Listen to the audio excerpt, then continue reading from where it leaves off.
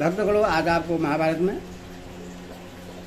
कौरव व्यूह निर्माण, कर्ण और शल्य की बातचीत, अर्जुन द्वारा सप्तकों का, कर्ण द्वारा पांचालों का तथा भीम द्वारा भानुसेन का सहार और सात्विकी से वृक्षसेन की पराजय, यह कथा आपको महाभारत सुना रहा हूँ। भक्तों, आप इस चैनल को लाइक करें, सब्सक्राइब करें और इसको पूरा सुने।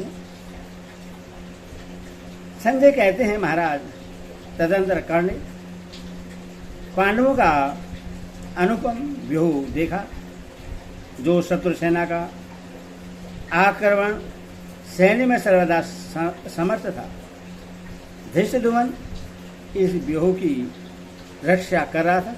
उससे देख कर्ण सिंह के समान गर्जना करता हुआ आगे बढ़ा। अपने युद्ध चातुरी का परिचय देते हुए उसने पांडवों के मुकाबले में कौरव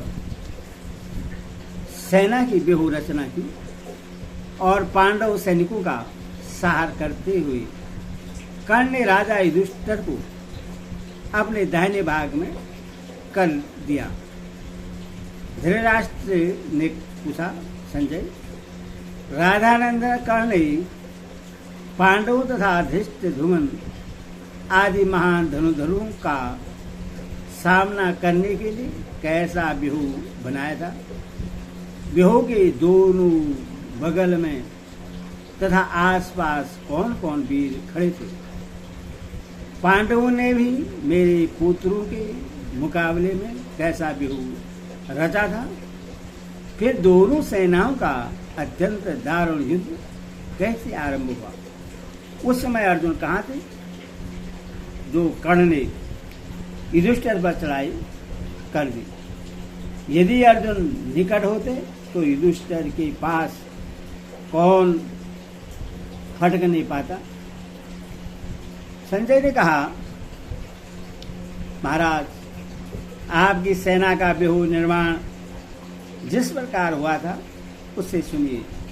कृपाचार्य, मगध देश के योद्धा और कृतवर्मा ये व्यूह के दाहिने पार्श्व में मौजूद थे।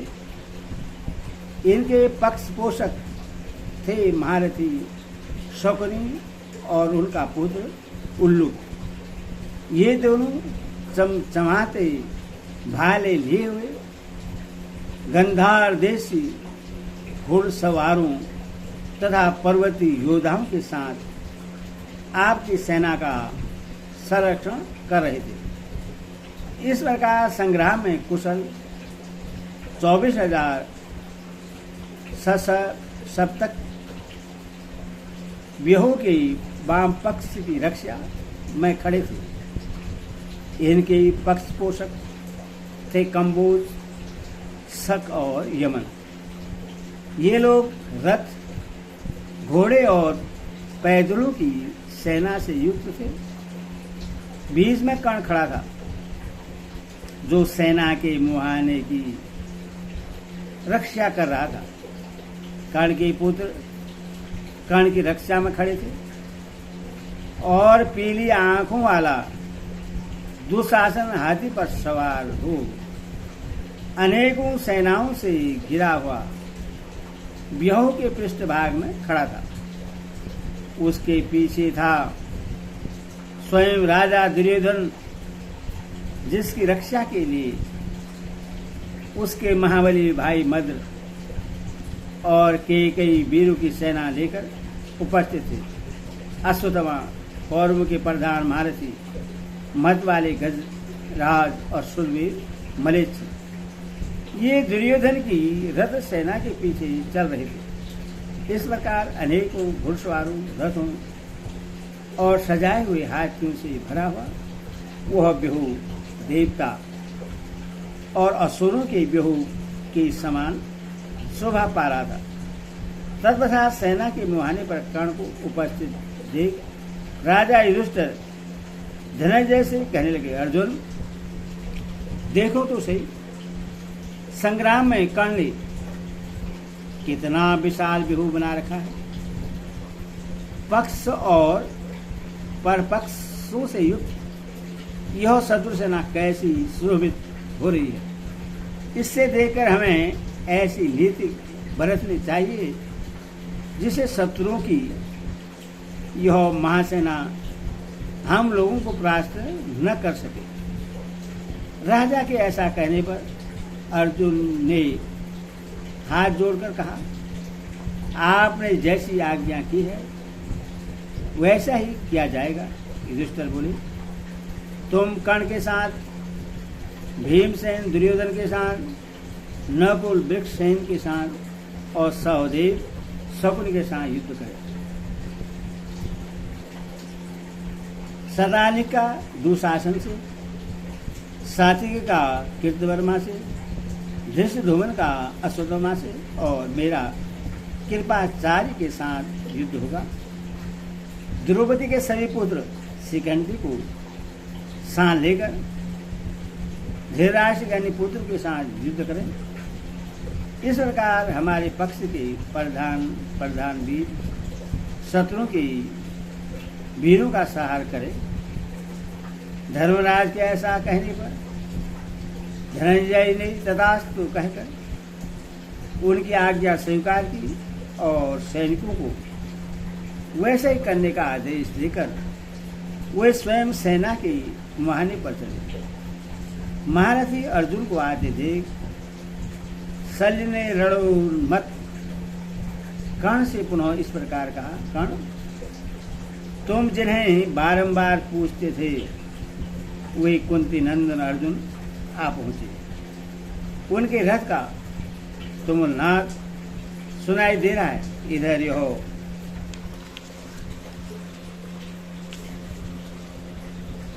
अब शकुन होने लगा है, वह देखो रोकने खड़े कर देने वाला अत्यंत भयंकर बंधाकार केतु नामक ग्रह सूर्यमंडल को घेर कर खड़ा है। तुम्हारी ध्वजा हिल रही है, घोड़े थर थर कांपते हैं।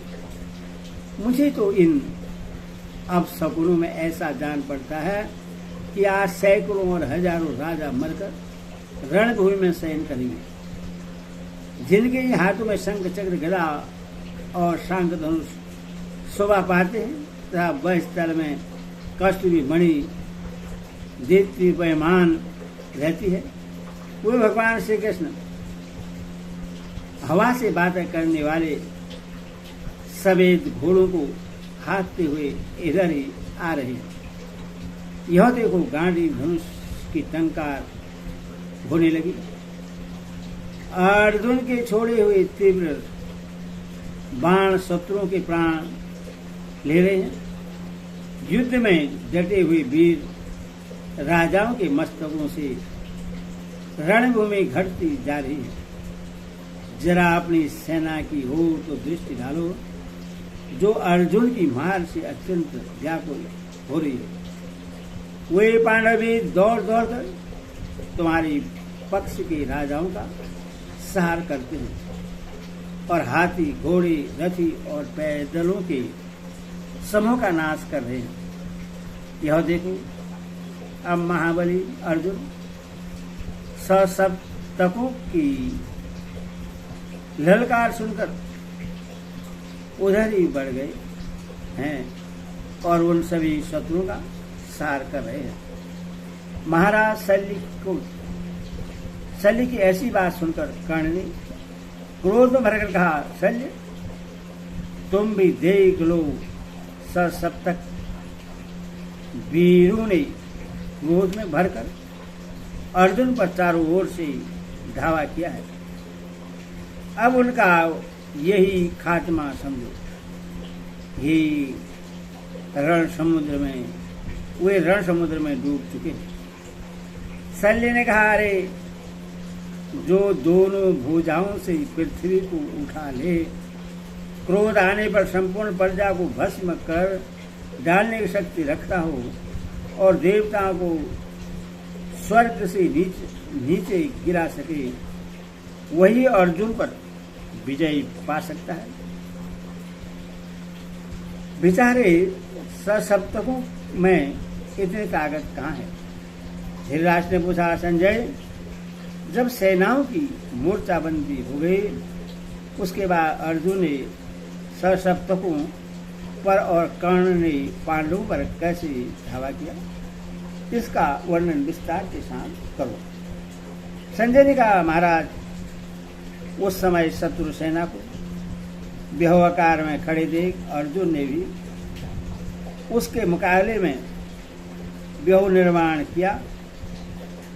व्यूह के मुहाने धृष्टद्युम्न खड़ा था, जो सेना की शोभा बढ़ा रहा था। वह मूर्तिमान काल के समान दिखाई पड़ता था। द्रौपदी के पुत्र चारों ओर से उनकी रक्षा कर रहे थे। तदनंतर व्यूह बन जाने पर अर्जुन सशप्तकों को देखकर क्रोध में भर गए और गाड़ी धनुष टकारते हुए उनकी ओर दौड़े। सशप्तक भी मृत्यु पर्यंत युद्ध करते रहने का निश्चय करके मन में विजय की अभिलाषा लेकर अर्जुन का वध करने के लिए उन पर टूट पड़े तथा उनका सब ओर से पीड़ित करने लगे। हमने अर्जुन का निवास क्वचों के साथ जैसा भयंकर युद्ध सुना है, सशप्तकों के साथ छिड़ा हुआ वह तुमुल संग्राम भी वैसा ही भयानक था। अर्जुन ने शत्रु के धनुष, बाण, तलवार, चक्र, फल से हथियारों सहित ऊपर उठी भुजाएं तथा नाना प्रकार के अस्त्र काट डाले और हजारों वीरों के मस्तकों को धड़ से अलग कर दिया। उन्होंने पहले पूर्व दिशा में खड़े हुए शत्रु का वध कर दिया, फिर उत्तर दिशा वालों का संहार किया। इसके बाद दक्षिण और पश्चिम के सैनिकों का सफाया किया। जैसे प्रलय काल में रुद्र समस्त प्राणियों का संहार करते हैं, उसी प्रकार क्रोध में भरे हुए अर्जुन ने शत्रु की सेना का विनाश कर डाला। इसी समय पंचाल, चेदी और संजय देश के वीरों का अपने सैनिकों के साथ अत्यंत धारुण संग्राम छिड़ा। कृपाचार्य, कृतवर्मा और शकुनी, कौशल, काशी, मत्स्य, करू, केकई तथा सूरसेन देशीय सूरवीरों के साथ युद्ध करने लगे। उस युद्ध में असंख्य वीरों का विनाश हो रहा था। दूसरी ओर दुर्योधन अपने भाइयों को साथ लिए मध्य देशी महारथियों तथा प्रधान कौरव वीरों से सुरक्षित रहकर पांडव, पंचाल और चेदी देशी योद्धाओं एवं सात्विकी से लड़ते हुए कर्ण की रक्षा कर रहा था। उस समय कर्ण के तीखे बाणों से पांडवों की विशाल सेना का महान संहार किया और बड़े बड़े रथियों को रोकते हुए उसने युधिष्ठिर को अधिक पीड़ा पहुंचाई। हजारों शत्रु के प्राण लिए। इसके बाद वाणी की छड़ी लगाकर उसने प्रभद्रकों के 77 श्रेष्ठ वीरों का सफाया कर दिया। फिर 25 बाणों से 25 पंचाल वीरों का वध कर डाला तथा सैकड़ों और हजारों चेदी देशी योद्धाओं को सैनिकों के निशाने बनाकर यमलोक पहुंचाए। उस समय झुंड के झुंड पंचाल रथियों में आकर कर्ण को चारों ओर से घेर लिया। तब कर्ण ने 500 बाण छोड़कर भानुदेव, चित्रसेन, सैन बिंदु, तपन तथा सूरसेन इन 5 पंचालों को मार डाला। इन शूरवीरों के मारे जाने पर पंचाल सेना में हाहाकार मच गया। पंचालों के 10 रथियों ने कर्ण को घेर लिया। यह देख उसने अपने बाणों से उन्हें तुरंत मार गिराया। उस समय कर्ण के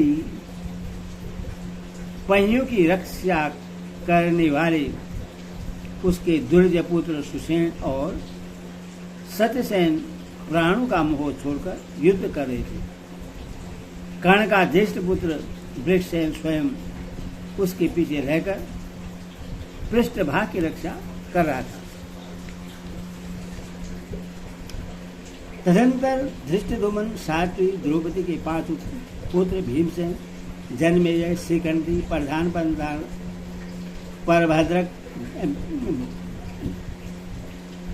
चेदी, केकई, पंचाल और मत्स्य देश के वीर और नकुल, सहदेव ये क्वच आदि से सुसज्जित हो कर्ण को मार डालने की इच्छा से उसकी ओर दौड़े। पास आते ही उन्होंने कर्ण पर बाणों की झड़ी लगा दी। कर्ण के पुत्रों तथा आपके पक्ष के अन्य योद्धाओं ने उस समय उन वीरों को आगे बढ़ने से रोका। सुसेन ने भल्ल मारकर भीमसेन का धनुष काट डाला और 7 नराजों से उनके हृदय में घाव करके बड़े जोर से गर्जना की। तब भी भीमसेन ने दूसरा धनुष हाथ में लिया और उसकी पर्चा चढ़ाकर सुसेन का धनुष काट दिया। साथ ही क्रोध में भरकर उन्होंने उसको 10 बाणों से बीध डाला। इतना ही नहीं, भीम ने कर्ण पर भी 77 तीखे बाणों का प्रहार किया और 10 बाणों से उसके पुत्र भानुसेन को घोड़े तथा सारथी आदि सहित यमलोक भेज दिया। तत्पश्चात भीम ने आपकी सेना को पीड़ित करना आरंभ किया। उन्होंने कृपाचार्य और कृतवर्मा की धनुष काटकर उन दोनों को खूब घायल किया। दुशासनों को 3 और शकुनी को 6 बाणों से बीत करके उल्लूक और पतित दोनों को रथहीन कर डाला। इसके बाद सुसेन से यह कहकर कि ले अब तुझे भी मार डालता हूँ, उन्होंने एक सहायक अपने हाथ में लिया, परंतु कर्ण ने उसे काट दिया और भीम को भी 3 बाणों से आहत किया। अब भीम ने दूसरा बहुत तेज बाण हाथ में लिया और उसे सुसेन को लक्ष्य करके छोड़ दिया, किंतु कर्ण ने उसके भी टुकड़े टुकड़े कर दिए और भीमसेन की मार डालने की इच्छा से उसने उन पर 73 बाणों का प्रहार किया। इधर सुसेन ने अपना धनुष लेकर नकुल की दोनों भुजाओं तथा छाती में 5 बाण मारे। तब नकुल ने भी 20 बाणों से सुसेन को घायल कर दिया और भीषण शयनाद करके कर्ण को भी भयभीत कर डाला। यह देख सुसेन के क्रोध की सीमा न रही। उसने नकुल को 60 तथा सहदेव को 60 बाणों से घायल कर दिया। दूसरी ओर सात्विक और वृषसेन में युद्ध छिड़ा हुआ था। सात्विकी ने 3 बाणों से वृषसेन के सारथी को मारकर एक भाले से उसका धनुष काट डाला। फिर 7 भल्लों से उसके घोड़ों का काम तमाम कर एक बाण से ध्वज काट दिए और 3 सहायकों से वृषसेन की छाती में घाव किया। उस प्रहार से वृषसेन का सारा शरीर शून्य हो गया। एक क्षण तक बेहोश रहने के बाद वह उठा और हाथ में ढाल तलवार ले साथी को मार डालने की इच्छा से उसकी ओर झपटा। वृषसेन अभी कूद कर आ ही रहा था कि सात्विक ने 10 बाणों से उसकी ढाल तलवार के टुकड़े टुकड़े कर दिए। इसी समय उधर दुशासन की दृष्टि पड़ी।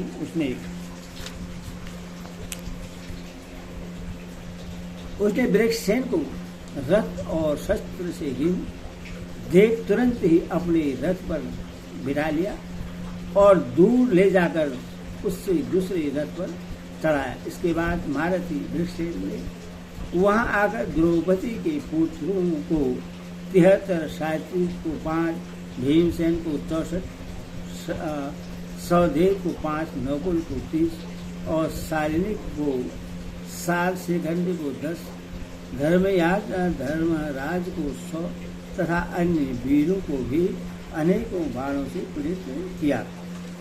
तत्पश्चात वह पुनः कर्ण के पृष्ठभाग की रक्षा करने लगे। सात्विकी ने नए बने हुए लोहे के 9 बाणों से दुशासन के सारथी घोड़े तथा रथ को नष्ट करके उसके ललाट में 3 बाण मारे। तब दुशासन दूसरे रथ पर सवार हो कर्ण के उत्साह एवं बल को ढाढ़ता हुआ पांडवों के साथ युद्ध करने लगा। अतएव कर्ण को धृष्टद्युम्न ने 10, द्रौपदी के पुत्रों ने 73 और सात्विकी ने 7, भीमसेन ने 64, सहदेव ने 7, नकुल ने 30,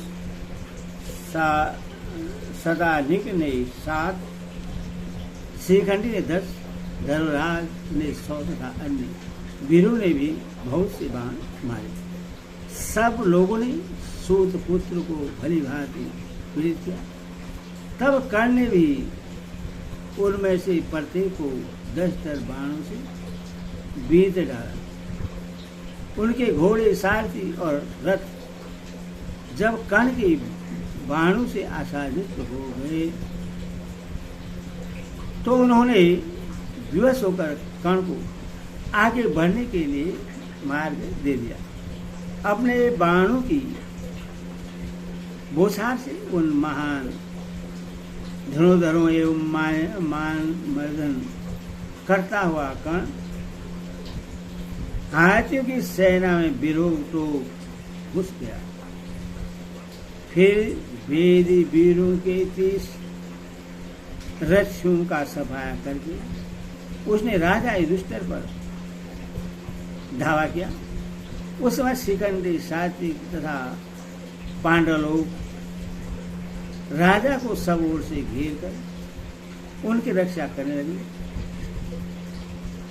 इस प्रकार आपके पश्चाताप शूरवीर योद्धा